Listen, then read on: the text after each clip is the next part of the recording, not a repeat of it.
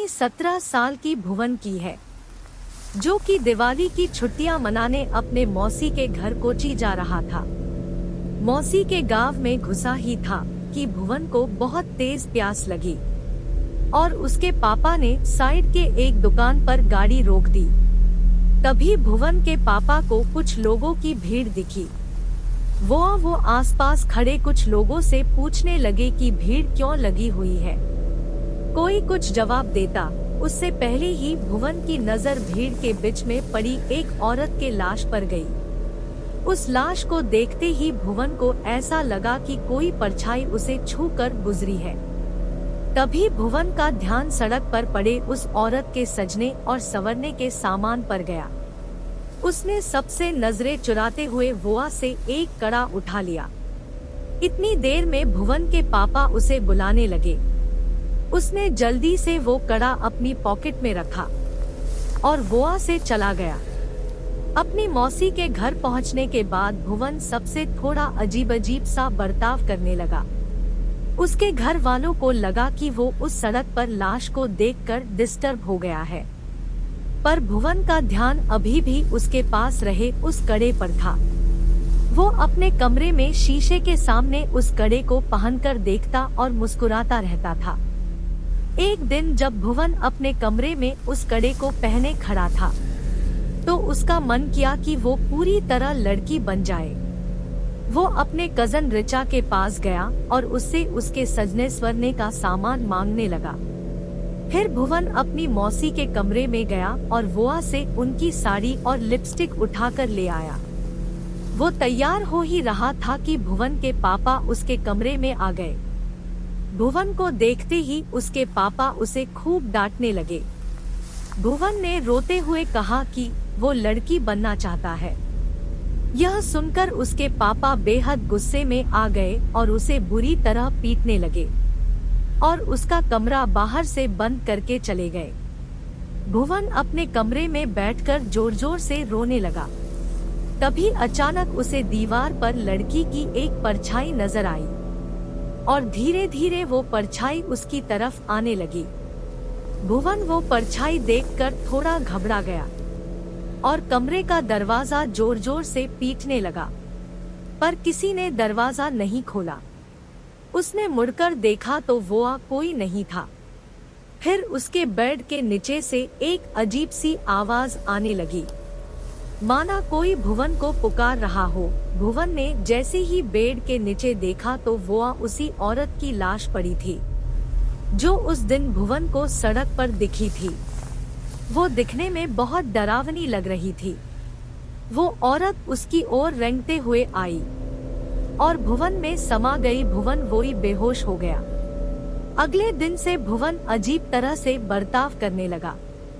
वो अपनी मौसी की साड़ी पहने रहता, लड़कियों की तरह सजता और संवरता और सबसे बोलता कि अब से उसका नाम लक्ष्मी है।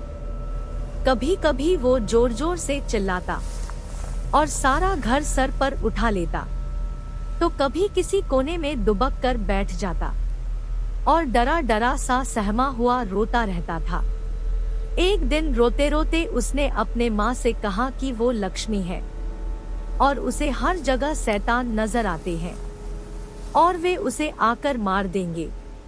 उसने कहा उन शैतान के पैर उल्टे हैं, दांत खून से सने हुए हैं और लंबे लंबे नाखून हैं, जिनसे वो उन पर हमला करना चाहते हैं। भुवन की हालत दिन पर दिन खराब होती जा रही थी, लेकिन वो रोज लक्ष्मी बनकर सजता स्वरता और अपना कमरा बंद करके नाचता रहता। उसके घर वाले समझ नहीं पा रहे थे कि उसके साथ क्या हुआ है और वो अपने आप को क्यों लक्ष्मी कहे जा रहा है। भुवन के पापा मदद के लिए आस पड़ोस में पूछने लगे। पता करने पर उन्हें मालूम पड़ा कि वो लाश जो उन्होंने उस दिन सड़क पर देखी थी, वो किसी और की नहीं बल्कि जॉर्जस लक्ष्मी की थी। जॉर्जस एक लड़के से प्यार करता था और वो अपना नाम बदलकर लक्ष्मी भी इसीलिए रखा था। वे दोनों एक दूसरे से शादी करना चाहते थे, लेकिन जॉर्जस के घर वालों को यह मंजूर नहीं था। उनके लिए ऐसा करना एक बहुत बड़ा पाप था और गांव में हो रहे बदनामी की वजह से उन्होंने जॉर्जस यानी कि लक्ष्मी को सबके सामने मौत के घाट उतार दिया। यह बात सुनकर भुवन के पापा के रोंगटे खड़े हो गए। उन्हें भुवन के साथ अपने बर्ताव के लिए बहुत पछतावा हुआ। उन्हें समझ में आ गया था कि उनके बेटे भुवन के शरीर में जरूर लक्ष्मी की आत्मा घुस गई है। वो जल्दी से पूरी बात बताने के लिए घर के लिए निकले, लेकिन तब तक बहुत देर हो चुकी थी। भुवन उस दिन भी अपना कमरा बंद करके नाच रहा था। तभी उसे लगा कि उसके दरवाजे पर शैतान उसे मारने आ गए हैं। वही शैतान जिनके पैर उल्टे थे, दांत खून से सने हुए और लंबे लंबे नाखून थे। भुवन घबराहट के मारे जोर जोर से चिल्लाने लगा। उसके बाकी घर वाले जब तक वो दरवाजा तोड़कर अंदर घुसे, भुवन का शरीर पूरी तरह से अकड़ चुका था। वो तुरंत उसे हॉस्पिटल लेकर भागे। डॉक्टर ने बहुत कोशिश की और वो किसी तरह जिंदा बच गया।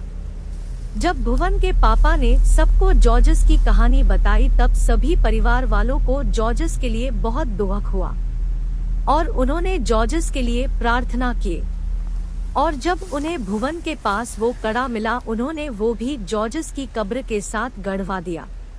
कुछ दिनों बाद भुवन बिल्कुल ठीक हो गया।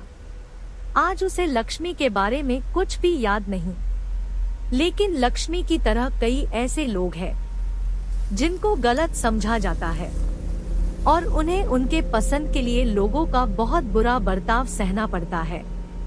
यहाँ तक कि कई लड़कों को लड़कियों से प्यार करने के लिए और कई लड़कियों को लड़कों से प्यार करने के लिए लोग उन्हें मार डालते हैं।